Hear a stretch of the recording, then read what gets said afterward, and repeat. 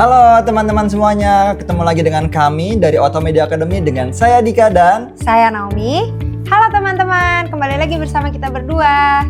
Ya, kali ini Naomi kita akan ngobrolin juga masih tentang AI gitu. Tapi mungkin pembahasan hari ini adalah pembahasan yang memang belum banyak dibahas di luar sana.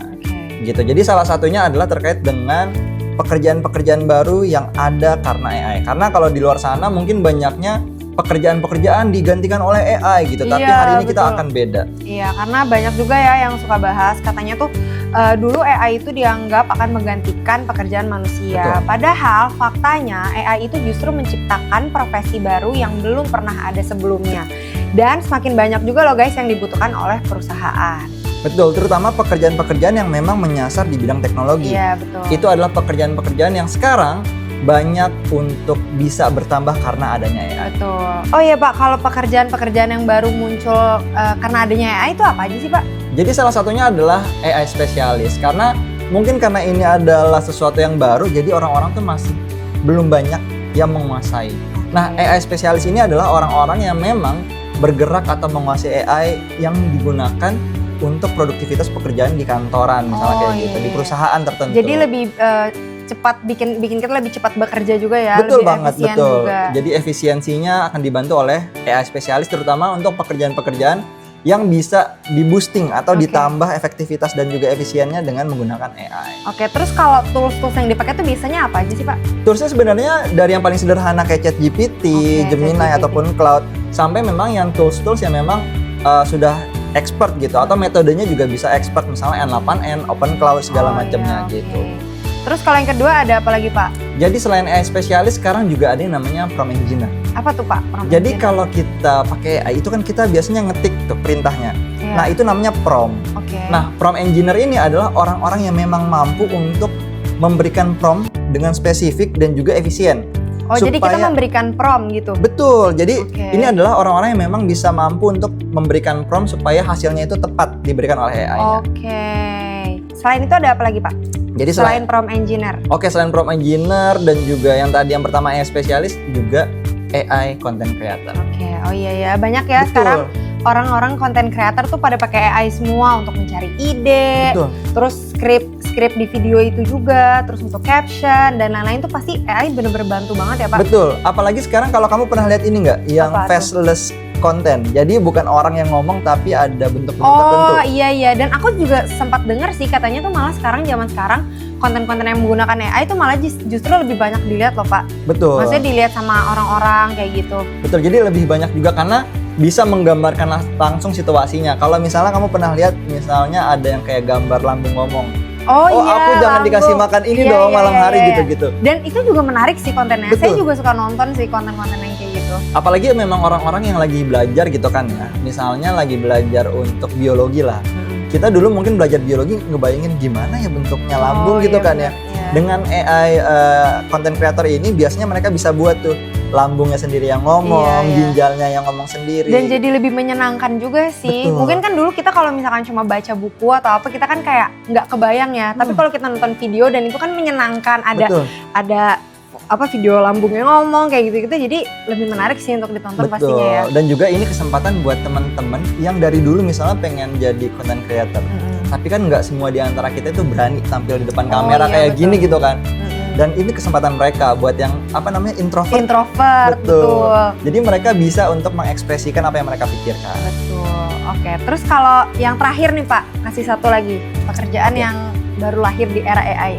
Jadi ada satu pekerjaan lagi yang sebenarnya mungkin belakangan ini lagi marak banget dan orang-orang yang mungkin menguasai AI lagi ngejar ini banget. Apa tuh? Itu namanya AI automation. Apa tuh Pak? Jadi membuat AI ini bisa bergerak secara otomatis untuk membantu pekerjaan kita.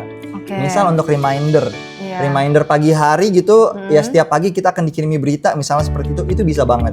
Oh gitu, itu toolsnya apa aja tuh? Itu kita bisa pakai metodenya N8N segala macamnya, jadi kita bisa pakai trigger itu bisa waktu ataupun triggernya klik itu juga bisa. Sebenarnya masih banyak trigger lainnya, tapi ini contoh sederhananya. Misalnya kalau kita pakai trigger waktu, ya di waktu tertentu dia akan ngirimin sesuatu ke kita. Misalnya kalau kita pakai WhatsApp ataupun Telegram itu bisa banget. Oh jadi itu tuh kayak untuk mempermudah kita juga ya. Betul. Oh jadi kayak reminder kalau misalkan kita ada kerjaan ini jadi di auto gitu. Betul, itu yang simpelnya. Atau mungkin yang lebih kompleksnya untuk automation terkait dengan laporan keuangan. Oh gitu. iya. Jadi misalnya kita foto aja struknya nanti langsung masuk ke dalam bentuk laporan yang sudah dalam bentuk tabel-tabel. Jadi kita tinggal ini aja gitu ya. Tinggal kita foto aja itu bisa.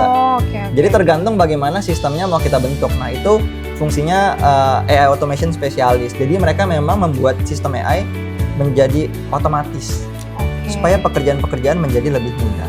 Berarti AI ini benar-benar membantu banget ya. Iya, berarti betul. Justru sebenarnya mitos-mitos tentang AI akan menggantikan profesi orang tuh sebenarnya tidak sepenuhnya benar juga betul. ya. Jadi nggak sepenuhnya benar karena ada lapangan pekerjaan yang juga tercipta karena AI. Karena memang kalau kita ngomongin teknologi, setiap perkembangan teknologi dari zaman dulu sampai zaman sekarang pasti akan ada pekerjaan yang hilang. Dan digantikan. ada yang tumbuh juga ya. Betul, kalau kita ingat zaman dulu banget deh, revolusi industri gitu ya. Itu kan tadinya pekerjaan manual sekali, digantikan dengan robot-robot ataupun mesin-mesin gitu kan ya. Nah sekarang juga sama, waktu dulu mungkin ojek konvensional, ojek pangkalan benar. digantikan ojek online. Gitu. Nah sekarang juga seperti itu, walaupun ada yang tergantikan, tapi ada profesi baru yang tumbuh. Iya, jadi itu tergantung kita memandangnya kayak gimana juga ya Pak. Betul sekali. Betul. Saya ingat banget ada sebuah perkataan dari CEO-nya dari Nvidia, Jensen Huang, dia bilang kayak gini, yang akan menggantikan pekerjaan manusia bukanlah AI, tapi orang-orang yang bisa menggunakan AI. Jadi pekerjaan kamu sebenarnya bukan digantikan sama AI, tapi sama orang yang bisa memaksimalkan penggunaan AI. Jadi emang sebegitu pentingnya ya Pak untuk kita belajar tentang AI. Karena pastinya sih sekarang aja udah banyak banget ya Pak pekerjaan-pekerjaan yang digantikan sama orang yang mahir menggunakan AI. Betul. Gimana kalau kita lihat 5 tahun ke depan lagi, itu udah pasti akan lebih canggih lagi dong. Betul sekali. Jadi harus beradaptasi terkait dengan pekerjaan kita dan bisa menggunakan AI juga. Betul. Dan menariknya lagi nih guys, profesi-profesi ini tuh juga tidak selalu membutuhkan latar belakang IT. Betul. Ya, karena banyak perusahaan yang mencari orang yang mampu memanfaatkan AI untuk menyelesaikan masalah. Karena biasanya orang-orang yang bisa menggunakan AI itu dikenal lebih kerjanya lebih cepat, efisien, dan lebih produktif jadinya. Kayak misalkan kalian ngerjain laporan biasanya 1 jam, 2 jam, tapi dengan AI kalian bisa menyelesaikan itu mungkin kurang dari sejam juga bisa. Betul, ya Pak? Betul sekali. Cuman memang yang harus diingat adalah ketika kita menggunakan AI, kita harus memverifikasi lagi. Itu yang mungkin harus kita ingat dan kita kasih disclaimer di sini. Teman-teman bisa menggunakan AI tapi harus memverifikasi lagi isinya. Karena kadang-kadang kita pernah dong kalau misalnya pakai ChatGPT, mungkin ya datanya itu mungkin yang diberikan adalah data yang asal segala macamnya. Karena kita juga nggak boleh asal ya. Betul, jadi memang kita perlu untuk check and recheck lagi. Disitulah fungsinya kita sebagai manusia tetap menjadi operator utamanya.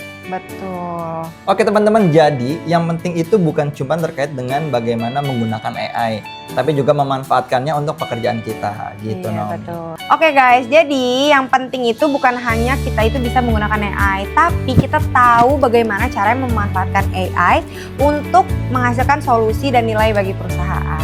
Betul, karena dengan menggunakan AI kita bisa jadi lebih produktif, lebih efisien, tapi harus diingat bahwa kita harus selalu memverifikasi apa yang diberikan oleh AI kepada kita. Karena kita nggak mau ada kesalahan ke depannya. Dan buat teman-teman yang memang masih penasaran, masih pengen tahu terkait dengan gimana sih perkembangan teknologi AI gitu ya, kita akan bahas dengan pembahasan yang sangat nyaman untuk didengarkan dan juga mungkin tidak menggunakan bahasa yang terlalu sulit untuk teman-teman semuanya bisa memahami apa itu AI.